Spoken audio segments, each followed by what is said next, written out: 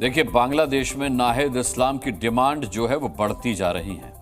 26 साल के एक युवक ने जब से बांग्लादेश की प्रधानमंत्री को मुल्क छोड़ने पर मजबूर कर दिया, उसके बाद से पूरे बांग्लादेश में इस्लाम इस्लाम हो रहा है। कल देश हित में हमने आपको इस्लाम के दबदबे पर एक डिटेल्ड रिपोर्ट दिखाई थी और आज का अपडेट ये है कि इस्लाम ने अब एक नई डिमांड रख दी है।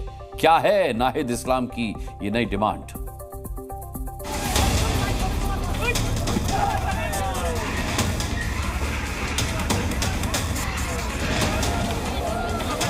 बांग्लादेश में आग लगी है, लेकिन नाहिद इस्लाम को यह सब नहीं दिख रहा। अल्पसंख्यक हिंदुओं के घर जलाए जा रहे हैं, इस्लाम को यह भी नहीं दिख रहा।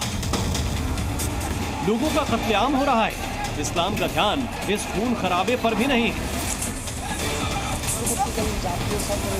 इस्लाम का फोकस सिर्फ और सिर्फ अपनी डिमांड रखने पर है और उस डिमांड को किसी भी शर्त पर मनवाने के लिए मजबूर करने पर भी।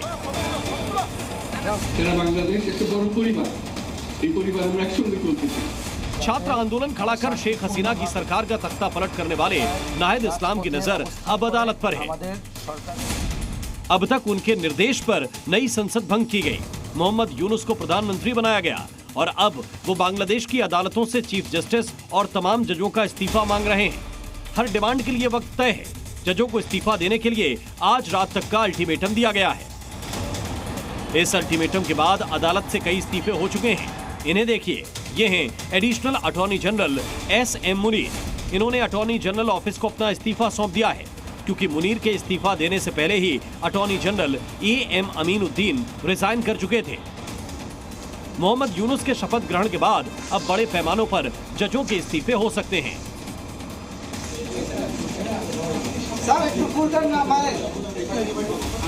नाहिद इस्लाम और उनके साथियों ने मोहम्मद यूनुस को पीएम तो चुन लिया, लेकिन सवाल है कि अब इसके बाद क्या होगा? क्या हिंदुओं पर हो रही हिंसा जारी रहेगी? क्या शेख हसीना का भारत में होना, इसका बदला हिंदुओं से लिया जा रहा है? क्या भारत के साथ बांग्लादेश का रिश्ता अब बिगड़ने वाला है? क्या बांग्लादेश पाकिस्तान और चीन की कठपुतली बनकर रहेगा? ये तमाम ऐसे सवाल हैं जिनका जवाब बांग्लादेश की नई सरकार के पास भी नहीं, क्योंकि इस समय नई सरकार से भी पावरफुल 26 साल के नाहिद इस्लाम हैं। आलोचनार माध्यमे जो कहते तो हैं कि बांग्लादेश में लोकतंत्र लाएंगे, लेकिन पिछले 72 घंटे से जो हालात दिख रहे हैं उससे लगता यही है कि इस्लाम खून खराबा को बढ़ावा दे रहे हैं। ब्यूरो रिपोर्ट, जी मीडिया।